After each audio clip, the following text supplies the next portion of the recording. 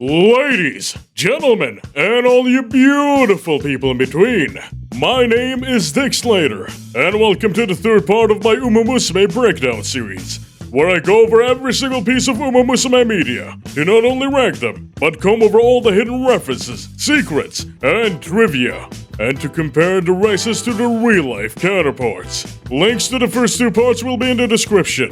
Now, without further ado, get ready for spoilers, because we're about to begin!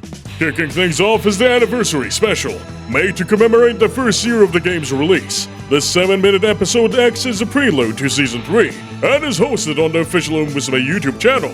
One thing that particularly sticks out to me is how all the background characters are these odd white silhouettes. But otherwise, it definitely shows a step up from Season 2 in terms of animation. We're shown Kitasan Black and Satono Diamond, now finally attending Tracing Academy, with Kitasan having her sights set on joining Team Speaker. Meanwhile, Satono Diamond prioritizes joining the Satono family's official team, Capella, joining Satono Crown, who makes a non-speaking introduction in this special.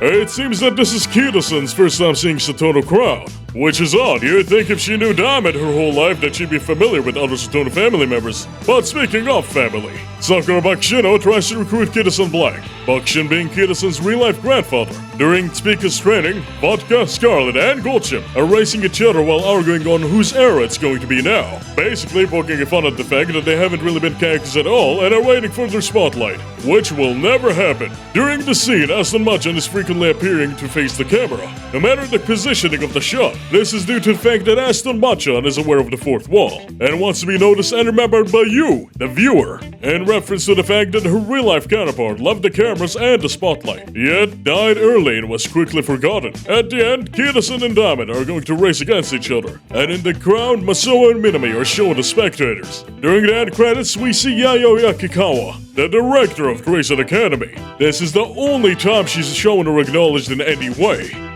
This feels illegal. Starting the first episode proper, we're shown a bunch of Moai statues with one of them resembling Kitasan Black. These aren't actually the statues from the Easter Island, but rather Japanese replicas located in San Nichinan. We cut to the 2015 Suzuki show. Our three major participants are Kitasan Black, Satono Crown, and Duramente. Kitasan Black and Satono Crown were both undefeated by this point, and Satono Crown was in fact the top favorite to win. Duramente swerves and blocks Satono Crown, a move that landed Duramente's jockey, Mirko Demuro, a 4-day suspension, and UmaMusume by the name of Genjutsu Steel is mentioned, as stand-in for Real Steel. Duramente wins the race, and this one dude slaps another guy in the back of the head, then leaps out of the stands. This man is most likely a stand-in for Mirko Demuro, and the jump is a reference to how Demuro would famously jump after every win. We see Kitasan and Diamond in the room. They have posters of their role models, Teo and McQueen, as well as plushies of each other. These plushies are of their child designs, no less. I don't exactly recognize the implications of that, however, something tells me they need washing. Kitasan leaves on her morning jog, where she stops to help an old lady. Then she stops to help that foreign man reach his destination. Watch where you walking, bitch! What did you... Wait a minute. I'm white! Where you going? Don't you ignore me! This is a perfectly good moment to throw your life away! And then stops again to help out this banana merchant. Wow, she is so kind and hardworking and helpful. Surely this character trait will help to make her more endearing to the audience, and will absolutely make her appear modest, for she stands up for the peasant folk where no one else will. Thank you, Kitasan Black. During class, Kitasan stabs herself and goes, a reference to Season 2, where she goes, Sakura Bakshino once again stops Kitasan in the hallway. Kitasan runs away and she meets up with Team Speaker and starts watching Teo videos like a psycho while Teo is standing right there. Kitasan starts training, and it was around this point where I first noted that this season actually has some new tracks and doesn't largely reuse the OST from the game.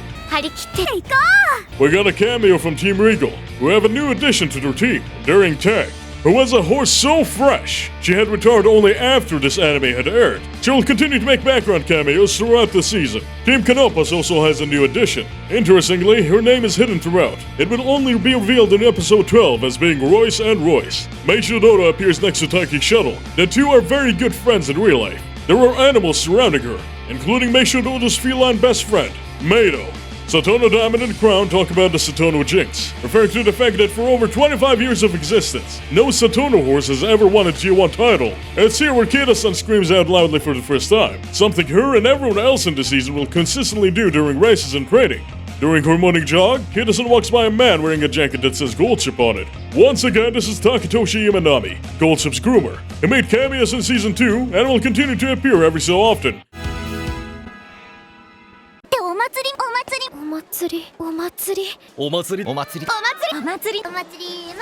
Kitasan seems obsessed with the idea of festivals. This is due to the fact that her owner and in-universe father, Saburo Kirajima, being a Japanese enka singer. We arrive at the 2015 Japanese Derby. The co-commentator for this race, as well as subsequent ones for this season, is Masa Yamamoto, a baseball player and horse enthusiast. Making a cameo among the spectators is Daigo, the lead vocalist for the band Breakers. Duramente is seen walking with high steps. It was said that he did this because he was very excited about the race.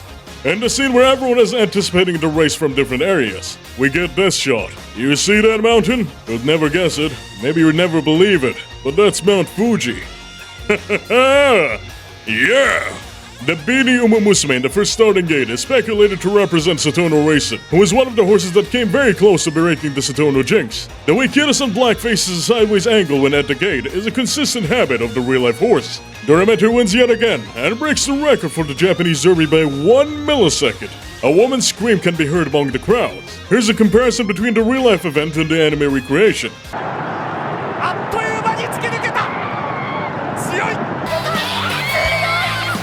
Strange thing to reference, but that's the end of it for the first episode. Starting from episode 2, we actually get to see the opening. So here's all the stuff in it that I found. Cheval Grand is reading a baseball guidebook. Her owner was a former baseball player, and she herself seems to have a love for it as well. We'll see later that she goes to a batting dome for fun. And there's a special video showing her playing catch with you, from real life. Goldship tries to kick Tosin Jordan. I've spoken about this in my Horse Lore Part 1 video, but Goldship hated Tosin Jordan, claiming that Jordan acted too pompous and bossy, so Goldship would often try to kick him to knock him down a peg. Satono Crown is shown standing outside the Nakayama racecourse. This is because he was anticipated as being the most likely Triple Crown winner. However, he would fail the Suzuki show at the Nakayama racecourse, and would never be able to gain a single classic race victory. Jumping to the episode itself, Goldship is seen sleeping on a big pillow outside. Possibly a reference to this commercial featuring Admire Japan doing the same. After being told to rest, Kitasan gazes upon her poster of Tokateo, possibly disappointed that she couldn't be more like her. To drive this point further, right before she's about to watch some Teo races, she sees a news broadcast describing Duramente as being of the likes of Teo. This devastates Kitasan Black, as her whole life, she looked up to, admired, and wanted to be like her father. Wait, who? This is the first time she's mentioned him, by the way. The juxtaposition from going on about Teo to immediately bringing up her father all of a sudden, and how disappointed she is that she won't live up to his name, it comes out of nowhere, and isn't even played as a joke. It's more confusing than anything. We get a flashback to the first time that Kitasan saw Teo, where she pulls out a hair tie out of nowhere, and does the quickest ponytail I've ever seen to replicate Teo's hairstyle. We're basically shown that the reason that Kitasan admires Teo is because she believes that being like Teo is the optimal path to being like her father. It's a little confusing, but it does end with Kitasan realizing that Duramente, in many ways, is more like Teo than she could ever be. Something she doesn't realize the full extent of, until she sees that Duramente too will have all hopes and dreams of a Triple Crown taken away due to injuries. This is followed by a random jump scare of nice nature and a cheerleader outfit for some reason. As far as I'm aware, this is the only time a random alternate costume not appearing in the anime appears in one of these cards. I failed to mention this in my previous video, but in the ending sequence of Season 2, he was very adamant on his animators that nice nature must stay on model and look cute at all times. She does come into importance this episode, as she approaches Kitasan, who is currently crying into the Hall of Stump. She sits down with Kitasan and they drink tea together. There is much for me to say about this scene, as well as nice nature's relationship with Kitasan, but I'll save it for the end portion of this video.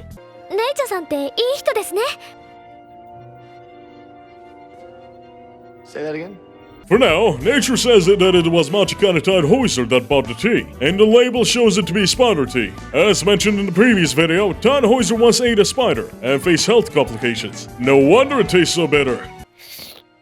Whoa, hey, I know he got Black in the name, but that does not entitle you to no pass. She meets again with Svika, who are making the same sports drink once again. Kitasan says she is ready, and as she trains, she says that even if she's weak and cowardly and uncool and not the protagonist, that she can still fight and struggle. Who do you think you are? 私は北さんブラックだ Oh, okay, it's the 2015 Kika show. At the start, one of the girls jumps in her gate and falls behind. And this is meant to be Stiglitz, who did the same and ended up in 11th place. Kitasan Black wins, and the announcer refers to it as a festival. This is because Kitajima promised that he would sing on stage if his horse had won, specifically his famous song Festival, which he fulfilled. Kitasan once again reassures us that she is humble, down-to-earth, uncool, and oh look, even the neighborhood market people are here to cheer her on. Wow, she's really in touch with the lower class. Goldchip listens to the radio as she trains, where an incident at the 2015 Takuzuki Kinen is mentioned. This is referring to Goldchip's infamous 12 billion yen race. After Satono Diamond's debut race, she wins and celebrates with her friends, where Cheval Grand is seen holding a fork. The baseball guide she was reading was on how to throw fork balls, the main technique used by the real-life owner, so forks are a theme with her it seems. Goldchip pulls an entire line of gates to the race and training grounds, most likely all the way from Hanshin Racecourse. It seems that both Goldchip and Kitasan have their eyes set on the Rima Kinen. ありまーありまーありまーありまを狙え Shut the fuck up, man! You will never be Hachimi! Sons of Earth makes her appearance. Her instrument of choice is a violin. This is due to the fact that her mother was the first violin ever. からがハーモニーだったのに S-tier bit, by the way. Nice Nature goes on a boat ride with Kitasan. Thankfully, there are no death flags in this one. During training, McQueen mentions that Kitasan just hit her growth spurt. I want you to keep this detail in mind. It's a surprise duel that'll help us later. From a newspaper, we see the result of the 2015 Japan Cup, where Goldchip placed 10th. Seemingly, these events caused Goldchip to decide on her retirement, which will occur directly after the Rima Kinen. At the Scream Stump, Kitasan meets with Goldchip, where the latter reminisces about her past in a photo flashback barrage. These are all references to real-life events and pictures. I'm sure you've seen this famous image before. Kitasan and Goldchip have a heart-to-heart, and Goldchip once again calls Kitasan a growth spurter. Teo and McQueen are watching this from the sides like weirdos. It's the 2015 Arima Kinen. We get a close-up of a girl named Bravo Day, and it's said that she's coming off the heels of 2 G1 victories. This is a stand-in for Lovely Day, and the 2 races were the Takuzuki Kinen and the Fall Tenno show. We also get some spotlight on these 2 siblings, Riverlight and Parole, who are stand-ins for Maria Light and Leah Fail, who are the granddaughter of El Condor Pesa and son of Zeno Rob Rowe, respectively. Goldchip enters the gate wearing a mask. This was done to prevent any more 12 billion yen incidents from occurring. You can actually spot this mask in her room in a previous scene. We got a shot of this girl, All Hayu, who is a stand-in for Gold actor. Despite having Gold in the name, she is not related to Stay Gold, but is actually Grass Wonder's grandson.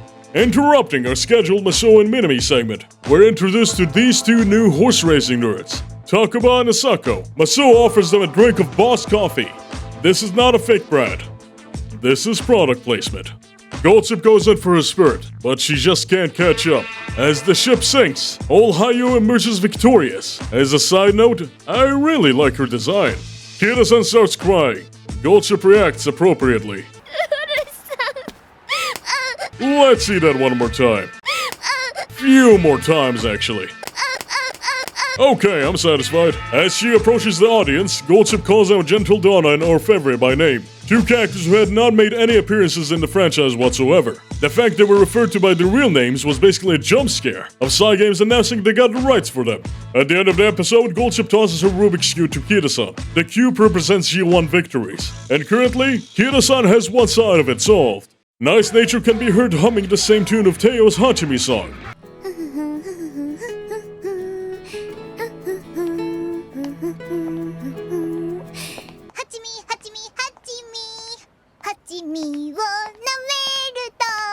She spots Kitasan crying once again, seemingly upset about her second place position at the Osaka High. A race that once again they treat as a G1 rather than a G2. This has been happening since Season 2, so let me explain. The Osaka High is currently a G1 race. However, this was a change that occurred only in 2017. Before then, it was a G2 race. Right now we're still in 2016 timeline-wise. It absolutely cannot be an oversight. It's been an active and conscious decision this whole anime to portray it as a G1 race. The reason for which I don't understand why. Leave a comment if you got an explanation. Kitasan gets run into by Helios and Palmer, who are carrying a DJ set. She's unhurt and explains to nature that she's always been durable. In this compilation, Kitasan leaves a Yamcha pose mark when she falls down the tree. The whole being durable and strong thing isn't exactly exclusive to Kitasan, but it's emphasized and exaggerated with her. I'll touch on the subject in the review section. Regardless, due to this revelation, Kitasan asks her trainer for harsh training. He denies it. Somehow the two have lived through breaking a bone, enabled Kitasan, and pressure Akino to agree. Satono Crown trains with Diamond and asks her to fulfill the wish of the Satono family by breaking the jinx, rendering Crown's character practically irrelevant and useless for the rest of the season.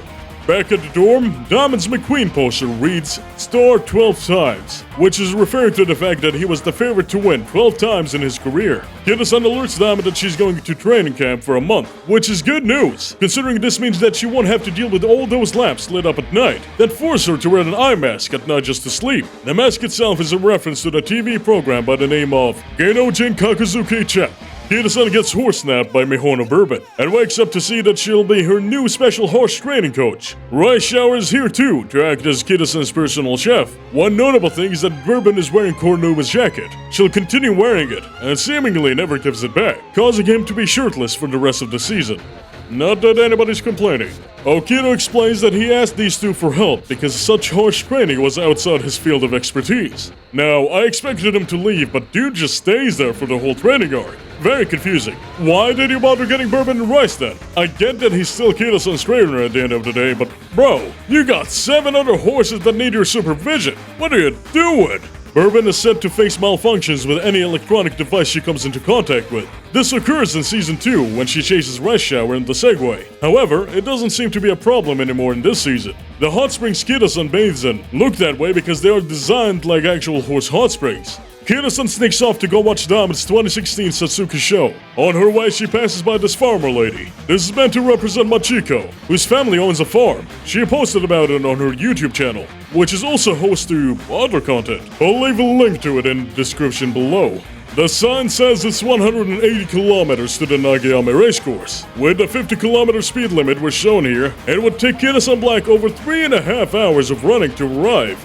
Winning the race is Divinity, as stand-in for D Majesty. And second place is Tsuka, as stand-in for Makahiki. Tsuka actually appears as a jobber horse in the game, which has a different tan design, likely because of the Hawaiian origin of the name. And third, of course, is Satono Diamond. These three are actually siblings, all being sons of Deep Impact. In the post-race interview, Diamond promises that she'll win the Japanese Derby. She claims that diamonds are a gem that shine brighter than any other, and no matter what they encounter, they never break. So basically what she's saying is that diamond is unbreakable.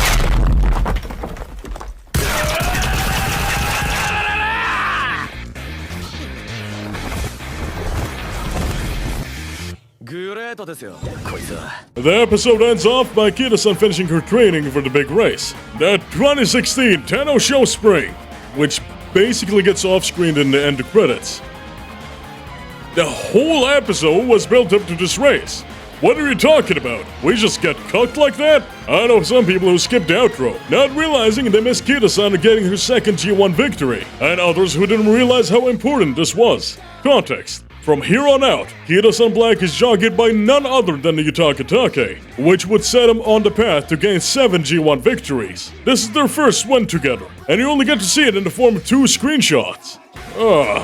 It's notable that when Team Speak are giving Kitasan the energy beam, the only ones actually doing it are Suzuka, Scarlet, and Vodka, the only members of Team Speaka who have never competed in the Spring Tenno show. Finishing off the episode, Kitasan's Rubik's Cube has another side solved. It's the 2016 Japanese Derby, and Diamond follows up on her promise by losing to an 8cm lead from Tsuka. In all fairness, she finds out that after the first quarter, Her horseshoe had been broken, possibly leading to this loss. This detail enforced people's perception and belief in the Satono curse. As if not having learned her lesson, she assures everyone that she'll definitely win at the Kika show. Kitasan is getting prepped to race at the Takuruzuka Kinen. She comes across the foreign man once again, who tells her that he's looking to find his way to Hanshin Racecourse. This is a surprising level of foreshadowing in play here, as this man is established as a huge fan of Duramente. So if you're paying attention, you'd actually realize from this that she's going to be racing there as well, moments before that you're told. In the interview where that fact is properly revealed, I realize this is the first time we actually see Duramente speak. Not that she says much though. 勝つ。それだけですか？勝つ。 The newscaster interviewing Duramente is based on and voiced by Seina Tateyama of Kansai Television. Duramente is shown alongside Air Groove, whom she lovingly refers to as Groovy Sis. This is because she's Duramente's grandmother. The relation is reflected in the feather motif in their design. The video feed cuts off and displays a very nice looking boat. See, I was completely caught off guard when I first saw this. In my mind I said, no way! I could never believe that they would actually reference the masterpiece of our generation, School Days, in which the final episode contained gruesome scenes of schoolgirls killing each other. But on the day of the scheduled airing of the episode, a 16-year-old girl split her father's head with an axe, causing the channel to instead air stock footage of a Norwegian ferry boat, which became a wildly infamous meme with our good old friends on 4chan. To be legally distinct, the boat in UmaMusume is red instead of blue.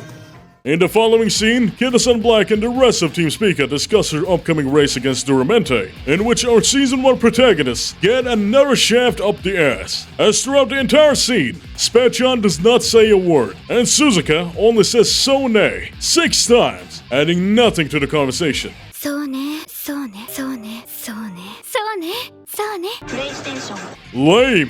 Twin Turbo Naruto runs and dodges all the raindrops. Kitasan, weakling that she is unable to follow in her example and is forced to stand under a roof with Duramente. It is here where I made the astute observation that Duramente's voice actress is very likely being paid by the syllable.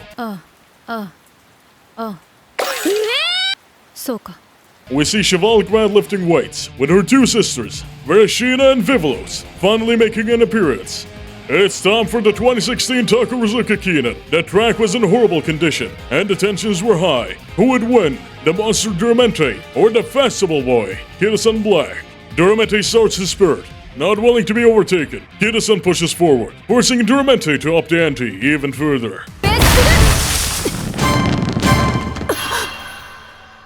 Duramente broke his leg in the final stretch, a severe bone fracture that would end his racing career then and there. But let me ask you one thing. Do you think Duramente gave a fuck?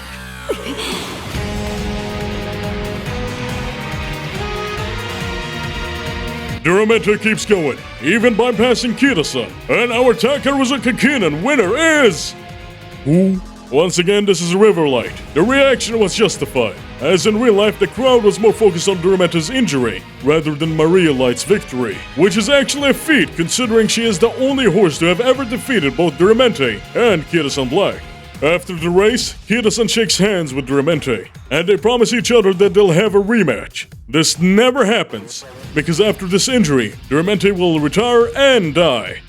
Moving on from one of the best episodes, here comes one of the worst. Oddly enough, there's no opening this time around. We jump directly into Satono Group Conference, where the Satono Jinx is discussed. By this point, over 10 billion yen have been invested into Satono horses, and not a single G1 victory to show for it. This makes Satono Diamond resolve to break the curse at the upcoming 2016 Kika show. Although instead of preparing for it with hard training, or perhaps even deep reflection, Diamond decides to go out of her way to do everything considered unlucky in defying it. Wait, I thought the whole thing of the Jinx being thrown up to bad luck was the one thing they were trying to disprove. Why is Diamond making it seem like luck is the deciding factor now?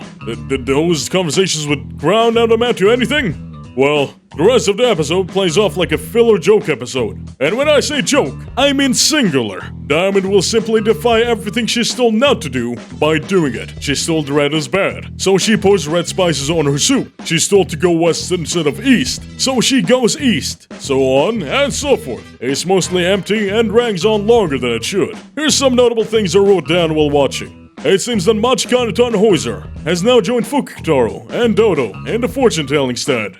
Satono Diamond asks Koppano Riki for help. I have never met a Koppano Riki fan. I do not see appeal in this character. If you're a Riki soldier, let me know in the comments. I genuinely do not know anyone who likes her. So if you do, tell me why. When Satono Diamond unlocks the door to the music room, she does so like this. That design is very human. She jumps onto the back of a pickup truck and is whisked away. I wondered if something like this happened in real life. You were driving and by accident took a stranger with you home. Who is the kidnapper? Who is the invader? What's the legality of this? If you know, then leave a comment down below. Anything to distract me from this boring ass episode. Diamond flashes back to the Satono family history. We see many of its members, despite being represented already in the anime. Neither Satono Racing or Satono Noblesse make an appearance during the sequence. 4 distinct UmaMusume appeared, and it's pretty hard to tell who they're supposed to represent. I've seen conflicting arguments during my research, so I imagine it's up to interpretation. Kitasan tells Pika that she's very worried about Diamond. McQueen steps up to give her the talk, telling Diamond that jinxes aren't even real, and the only reason that no Satono has ever won a G1 race is because they were all losers. No shit. Apparently, Satono Diamond did not get the memo. Somehow. Right. I'm done with this episode. Even Masao tells Minami to shut his fat ass up. Satono Diamond wins the race. Everybody starts crying, including the Satono family matriarch, whom gave Satono Diamond his name. She really did cry after that race. Episode 6 ends, and with it so does most of Satono Diamond's plot relevancy. That 2016 Japan Cup is incorrectly spelled at the finish line. The poster for the upcoming remake features all Hayu, Sounds of Earth, and Kitasan Black. It is based on this poster, which actually depicts Zenora Broi, or Fevre, and Deep Impact. After her third place defeat, Cheval Grand is taken out by her sisters to a Denny's parody named Ponies. In this scene, Cheval's distance from her sisters is put on full display, both physically and figuratively. It's noticeable that Vivelos and Vereshina both have the same eye color, wear an accessory on the side of their heads, and each possess a beauty mark under their eye. Cheval, on the other hand, despite looking similar, has a different eye color and no mark whatsoever. This is because despite all sharing the same mother, Halwa Sweet, Vivelos and Vereshina's father is Deep Impact. Meanwhile, Cheval's father is Heart's Cry, the only Japanese horse to have ever defeated Deep Impact. She's the middle sister, and in reality she's the brother of these two mares. Cheval is not fully related to these two by blood. Her name doesn't even start with a V like theirs do. Middle sibling, half sibling, and the underperformer, as the older sister Vereshina has already retired by this point, with 2 G1 victories under her belt. And the younger sister Vivelos had already beat Cheval to the punch on obtaining a G1 win. Cheval feels distant to her sisters on multiple levels. She's ashamed of it. It's a very authentic and genuine dynamic, one that they will proceed to do nothing with throughout the season, to my own disappointment. Teo invites Kitasan to drink some hachibi with her. Genuinely feels like the first time these two characters interacted at all. They flash back to Teo's final race, and I swear we're gonna see more flashbacks to this than we're gonna see of Whitebeard. What? Once again, Kitasan is really weird about Teo being her inspiration. She says it right to her face, that she's thankful for Teo because Teo showed her that racing can create the same stage that created a star like her dad. It's as awkward and as poorly delivered as it sounds. The Satono group is holding a celebration over Crown's 2016 Hong Kong Vase G1 victory. Diamond and Crown speak to each other and discuss Diamond's upcoming race against Kitasan Black. There is a lot of build up to this race, culminating to the finale of the episode at the 2016 Remake. During the race, things get extremely heated between Kitasan and Diamond, and all I could think of was damn, they got the red power and the green powers. And all Hayu in the middle is just raw dogging the race. No aura, no nothing. And that's why she's more goated. Satono Diamond wins, which you would have actually been spawned on if you ever took a look at her sport card. Surprisingly, we got to see a tiny bit of the backstage for the winning live of this one.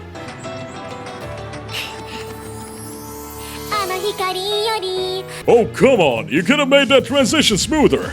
It was right there. Nice Nature spots Kitasan crying on the stump. She carefully considers her options. Sharing some hot red bean soup, Kitasan vents to Nature about how upset she is at her Urimikinen loss. Nature retorts this by reminding her that it was literally by next distance. Kitasan keeps insisting that Diamond was so much stronger than her, and she's just a teeny tiny little baby who couldn't catch up in 1,000 years. Because there's genuinely no point being made, and this is all self-pity, Nature just tells her to cheer up and leaves it at that. This is one of the weirdest scenes in the whole show. First of all, Kitasan comes off as so damn entitled and such a sore loser, it's insane. Let it sink in. She's crying and is upset about the fact that her best friend beat her fair and square. What a bitch!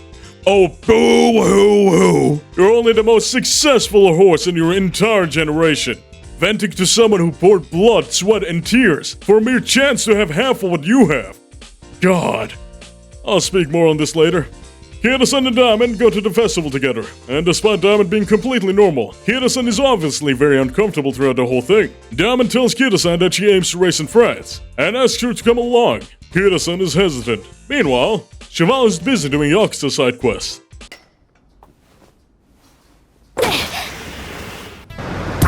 Yo-chan! Are you right?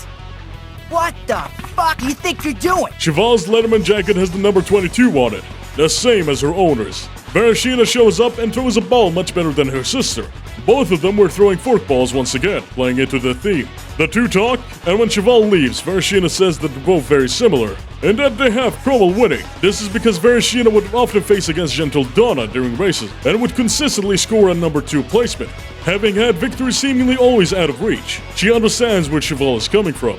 Kitasan speaks with Duramente, who is still undergoing rehab. Duramente looks Kitasan dead in the eye and basically asks, "What's your endgame?"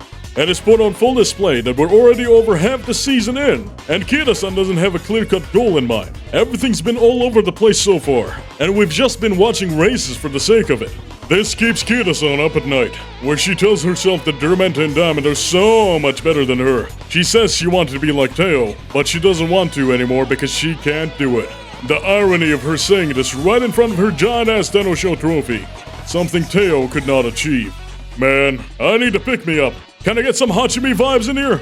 ハチミハチミハチミハチミを舐めるとよし Thanks, Teo. Kitasan asks Teo if she ever thinks anime camera angles are kind of weird. Their conversation basically amounts to, "Hey, remember season 2? In tradition, my own Top Gun is still asleep, despite the lights being on and Kitasan is screeching outside at 4 a.m. It's by this point that her yelling got really aggravating for me. Nothing to talk about with this episode. You know why? Cause this is filler! Filler night. There ain't no plot progression against the arc before they cries, girl. Filler! Filler ride. You're fighting for your time inside a killer filler tonight!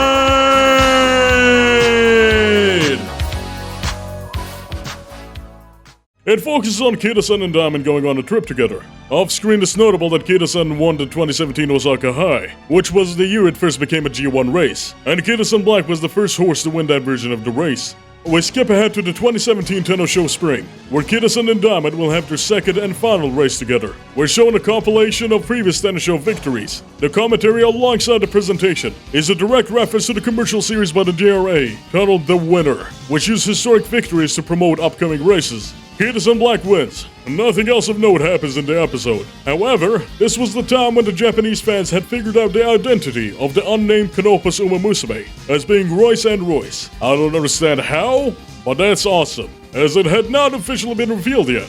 After Kitasan tells Spanchan that she wanted to run into Takarazuka Kinen, Spanchan mentions Grass Wonder before being interrupted. This is because Grass Wonder was the one who defeated Special Week at the Takarazuka Kinen. It acts as subtle foreshadowing. Special Week wanted to join the Log to Triumph and wanted to use the Takarazuka Kinen as a stepping stone, but failed due to his loss. Kitasan Black intends to do the same. I'm sure you can guess what'll happen. In Brian's terrible drawing, you can actually see that she sketched out Tomaso and Minami. It's the school festival. There are so many tiny references and visual gags here. So, get ready for this. Symbolic Chris S is about to flatland the Spore Uma. Chris S being a featured character in the spin-off anime that aired alongside the series, Umayuru. Spica is running a butler cafe, where true to her real-life counterpart, Suzuka is rocking the dead bomb haircut. Hours of grinding seem to have paid off, as Cheval nails the pitch to get the skid up Kitasan Black plushie.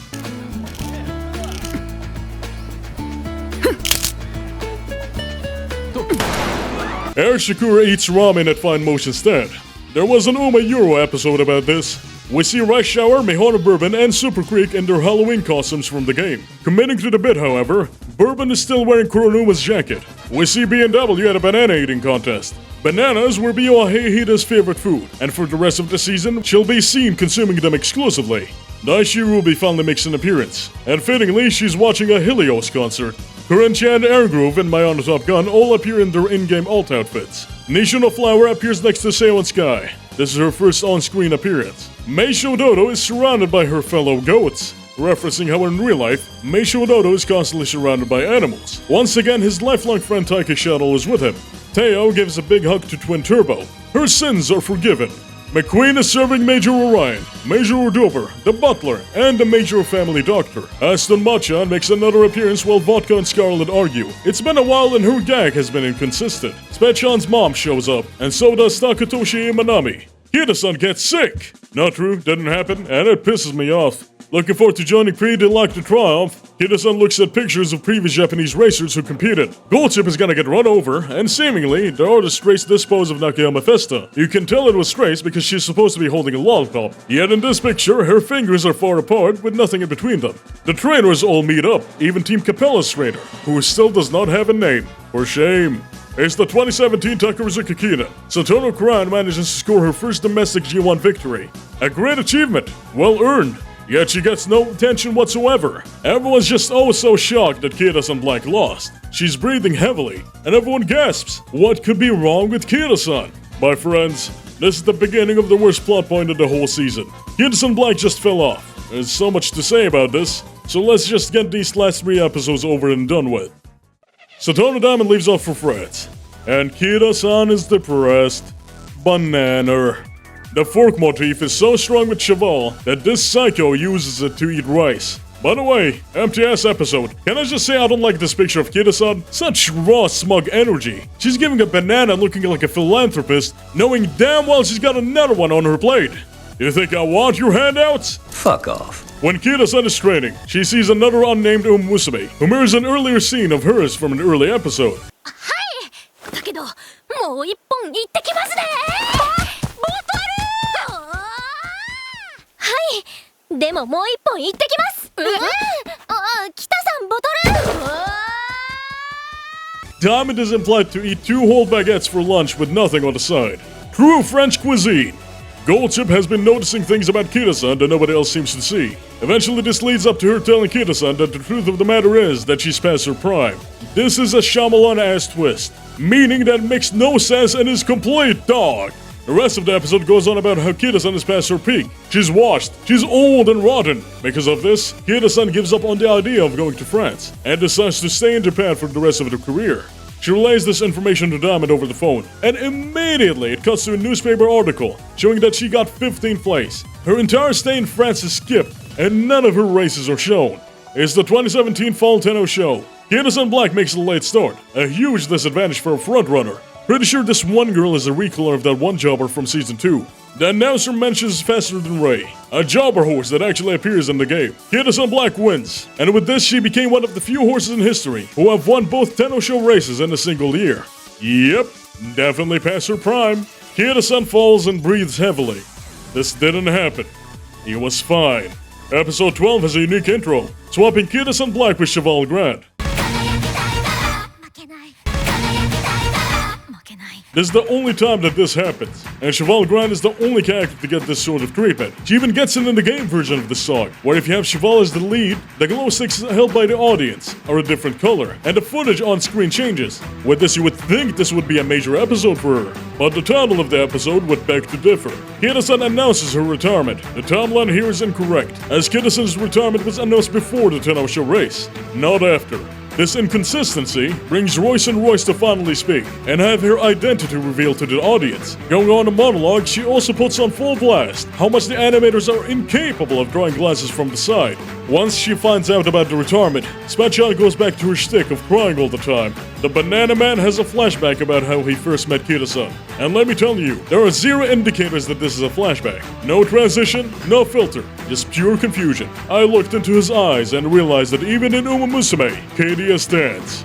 Over halfway through the episode, and finally, we get some scenes with Cheval. And guess what? It's all about Kitasan. She talks about her, she thinks about her, and even in the 2017 Japan Cup, she does nothing except go on about how much she hates Kitasan Black.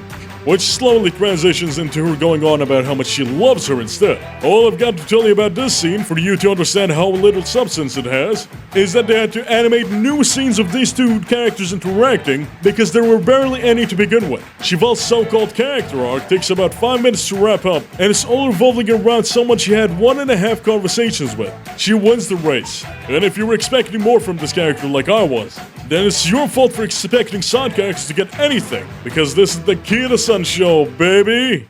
Let's wrap this up. Final episode. It doesn't take long for the 2017 Arumikina to start. Shinji Saito makes a cameo. He's a comedian from the group Jungle Pocket, which was named after the horse. He will go on to actually make a cameo in Jungle Pocket's movie. In 2024, he was convicted of being a rapist, having assaulted a 20-year-old woman, to which he later confessed. For our final race, Kitasan appears in an outfit designed by the rest of Team Speaker. Special week excluded. Behind Royce and Royce stand Manhattan Cafe, Bionic Top Gun, and Neo Universe, each having a different reason for the representation. Neo Universe is probably here to watch his son, Sounds of Earth. Likewise, 3 of Manhattan Cafe's children are participants in the race, the most notable of which is Queen's Reign. Bionic Top Gun is here because he had won the Rimikinen previously, with the exact same finishing time as this year's winner. The horse wrangler had to help crown to her gate. Unlike the previous 2 seasons, the heavy breathing in this final race is pathetically short.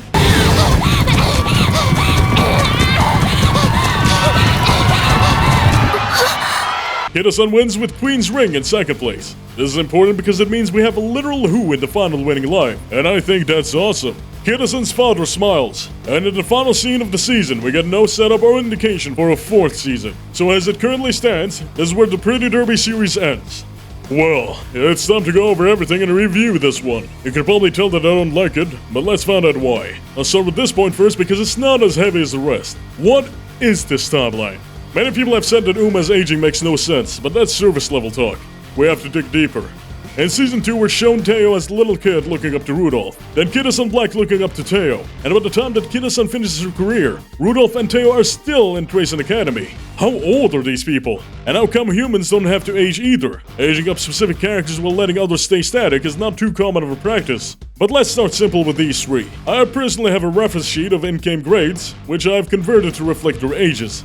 Don't question my math, just trust me, bro.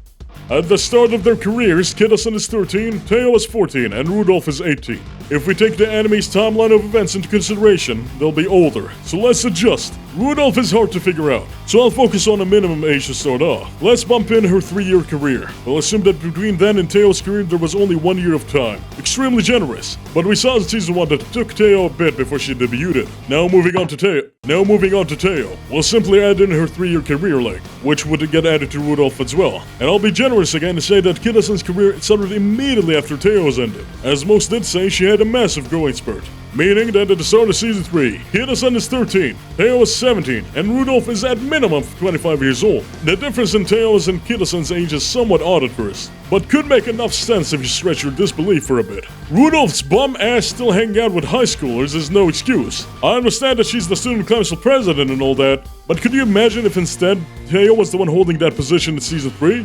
Showing some actual character progression of previous protagonists. But no, everyone just hangs out in purgatory doing nothing after they've finished their careers. They're all just set dressing simply to remind you of better times. If this is where my first big issue with Season 3 comes in, they should have started fresh. Having Kitasan be part of Team Speaker was an awful decision from the get-go. There are way too many side characters and we never get to focus on any of them. Part of that is because there's too much focus on Kitasan, but I'll get to that later. This here is fundamental.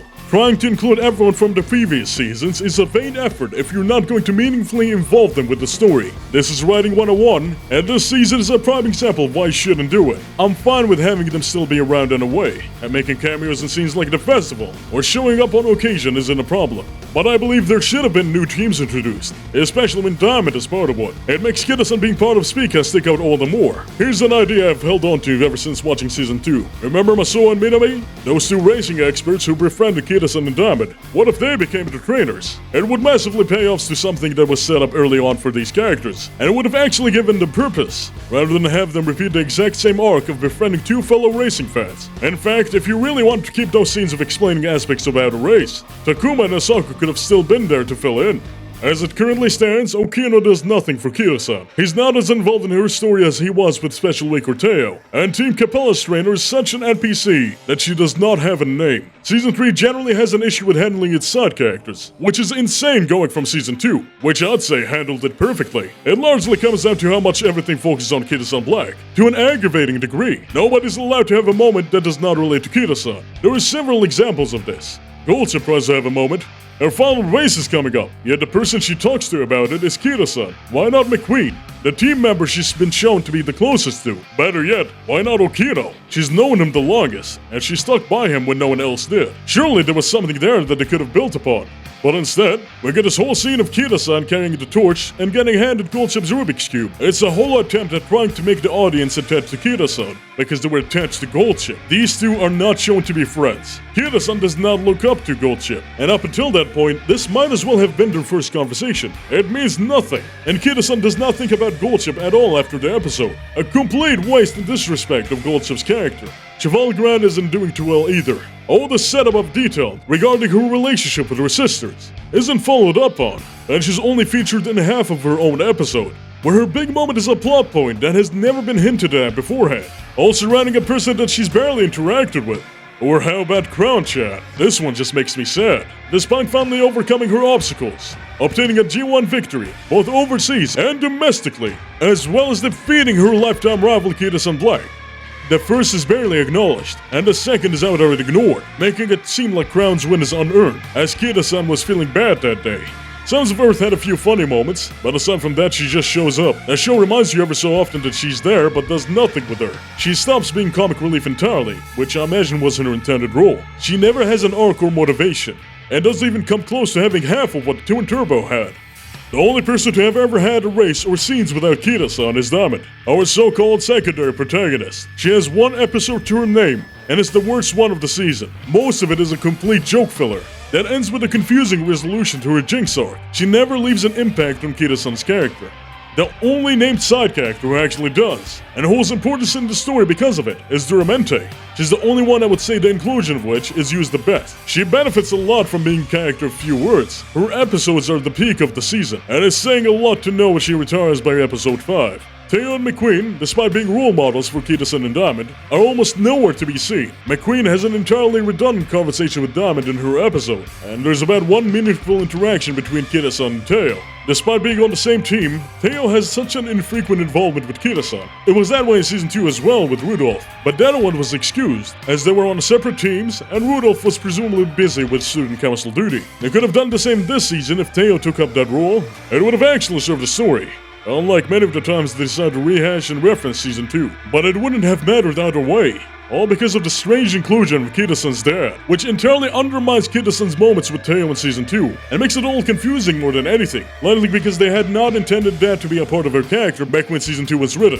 So why include it at all? Especially with the insistence that Kitasan never truly meant to be like Teo, and only used her as a way to be more like her dad. It's such a confusing point that I cannot accept, no matter how many times they bring it up. It just doesn't make sense, and isn't satisfying at all because it's entirely meaningless to us. We never see her dad perform or even speak a line of dialogue. We never even see his face.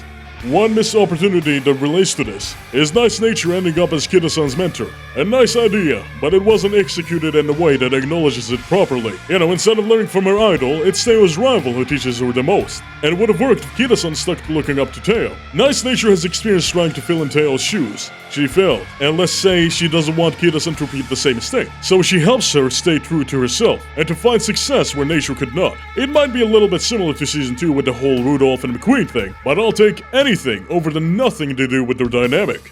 As I said, it would have been beneficial to do a whole new generation thing properly for the new cast, because it would have given more breathing room for characterization and defined roles from the story, and it would also make room for even more new characters. And the intro, Hoko Turame and Wonder and Q don't make an appearance next to Ricky, yet they don't show up in the show itself. I'm not sure how easy it would be, but they really should have tried to get the rights for Gold Actor and Real Steel. They're pretty prominent in the races, and their fake jobber forms appear quite often. Them being involved in the story and actually having dialogue would have been quite nice. Someone like Satono Crown having a more fleshed out role in the story would have greatly benefited her character. As it stands, she, alongside Sounds of Earth and Cheval, serve zero purpose. This is especially offensive, considering if you ask anyone at the time who Kitasan Black's primary lifelong rival is, they'd say it was Satono Crown. They were both a key part in each other's careers. Satono Diamond was instead chosen because it was he who broke the Satono Curse, so he got the preferential treatment. Crown deserved more. In fact, this is gonna sound out of pocket, but with some minor tweaks, I think Satono Crown would have been a better pick for this season's protagonist. To put it simply, Kitasan Black is not a good choice for the protagonist role. Let me clarify one thing. This season lies to you. The Kitasan Black portrayed in no way represents the real-life horse. There are so many falsehoods thrown around that I struggle to start, but it begins with presentation. Kitasan Black was a large and muscular horse. We're talking big enough that Hishi Akebono is a close point of comparison. For the races he won, he still holds the weight record on many of them. He was an older horse within his own racing generation. He actively enjoyed racing and had the personality of a stereotypical jock. So tell me, why is she designed as the female equivalent of a twink? Is that even a thing? They clearly still want to portray her as athletic and strong, with her feats of durability, and in fact she is most often seen jogging more than anything else. She's wearing a tracksuit more than her uniform for the majority of the show, so why this cowardice with the design? Hell, if you didn't want to make her muscular, just make her tall at least. This is outright shameful.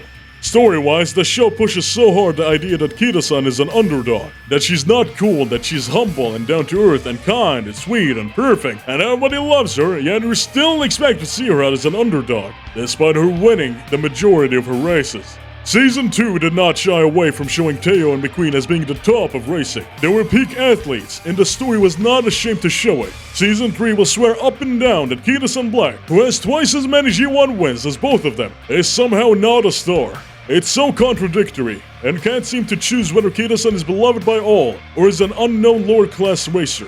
A few episodes outright gloss over and skip G1 victories from Kitasan. It genuinely feels like shame. You can have a strong character that wins every race. You don't have to pretend like they don't. You just have to make their struggle an outside factor.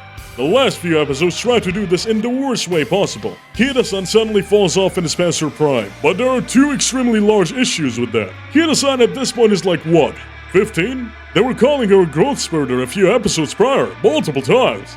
She just hit puberty, and she's already past her prime? Bitch, who do you think you are? Gohan? Kitasan Black's most successful year was his last, where he earned the majority of his G1 victories. In fact, fans at the time were upset that Kitasan was retiring, because they felt he was just getting started. Putting this on the reverse and claiming that he was past his prime is outright deception. There is a reason why Duramente's episodes are the best of the season, because it was the only time that Kitasan struggles. And after that, it's all lost. The harsh truth here is that Kitasan Black is not an interesting horse to follow. His story in premise is unsatisfying. This upstart meets his match with Duramente, and tries to overcome this massive obstacle, failing again and again, until Duramente just takes himself out of the equation. Kitasan never gets to a resolution with Duramente, and just steamrolls the rest of his career, because his only threat is gone. There's no twist from this point on. Kitasan never faces illness or injury, and no one will thwart his reign. It doesn't sound enjoyable. Sounds like a setup for an antagonist more than anything if you ask me. That season will do everything in its power to try and make Kitasan more likable, but it fails miserably in my opinion. There's the whole neighborhood helper aspect, which just gets on my nerves. In case you're not aware, in the game this is Haru Urara's chick, and it's endearing there yet frustrating here, because the writers don't understand why that aspect worked in Urara's favor in the first place. Haru Urara was a true loser. She never wins, but she still helps those around her in earnest, which is where her fans come from, because otherwise she'd have nobody. Haru Urara needs the neighborhood market just as much as it needs her. Whereas with Kitasan, it's less that she's down to earth and more that she descended from her heavenly throne and blessed the proletariat with her grace. Kitasan Black is a 7 G1 winner. This just comes off as condescending. She's also such a sore loser. It never feels like she can take a straight L without having an excuse or crying over it. This is at its worst when she loses to Diamond, her lifelong childhood friend, and she's upset about it. It isn't simply happy that her friend achieved a great victory. She's upset that her friend won and that she lost. Again, this makes her just come off as extremely entitled to me. There's also all the yelling. I guess it's meant to be hype, but it's so damn annoying. And she does it all the time. Don't believe me? Here, take a listen.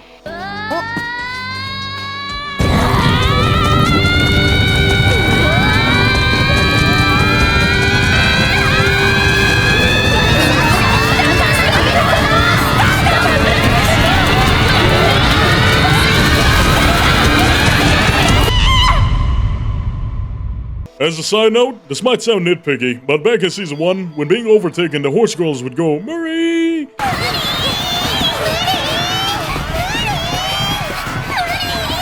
And I like that. I wish we could have had that back. It's nowhere to be heard in this season.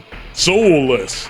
But you know, this might sound like I'm reaching, but I think that's part of why I don't like this season as much as the others. There's a lack of soul with the direction. It feels like an advertisement more than anything. Kitasan Black in design and presentation feels so corporate. She's just so main character Mary Tsuko with it, it's crazy. She's Mrs. Perfect and you're meant to like her. This sort of design I feel severely impacts my ability to enjoy a character. I can't say it about any of the previous characters, but honestly, it feels like some of the UmaMusume that come after Kitasan Black feel more like mascots of the horses they're based on, rather than actual characters that take inspiration from the real-life horses. I can't really describe it, it's just a vibes-based thing. But there's a certain level of blandness that some characters have that just makes me wonder why they even bothered. Kitasan embodies that really damn well. The pushing of Kitasan's dad feels like they just want to appease the horse owner, more than stay true to the character they presented. But I think that's all I have to say regarding Kitasan. And it's such a disappointment that despite focusing so much on her, she still under-delivers. Let's see what else. On a writing level, the season is terribly paced. Starts off really front-loaded, jam-packed with references in the first few episodes, blazing through so much, then slows down to a snail's pace soon after, then speeds up again at the worst times, such as skipping Zdamas France arc entirely. Which, speaking of references, it referenced Season 2 so much and feels so awkward. Season 2 referencing Season 1 was natural. There was a 5-year gap between them. It felt more justified to say, hey, remember this? Because sometimes you might have not have remembered, honestly. It was more subtle about it. Well, that's it. Season 3 was a big disappointment. I can excuse Season 1 having Jack, because it was the first thing ever made from this franchise. But this was coming off from the high heels of Season 2, and the massive financial success of the game's launch. I expected much better by this point. Didn't even have Sunvisor in it. It's gotta go to the bottom of the list. And with that, we come to a close. Please subscribe if you want to see more videos like this one. And I hope you'll join me next time, as I will take a look at the UmaMusume movies. So please, look forward to it. Thank you very much.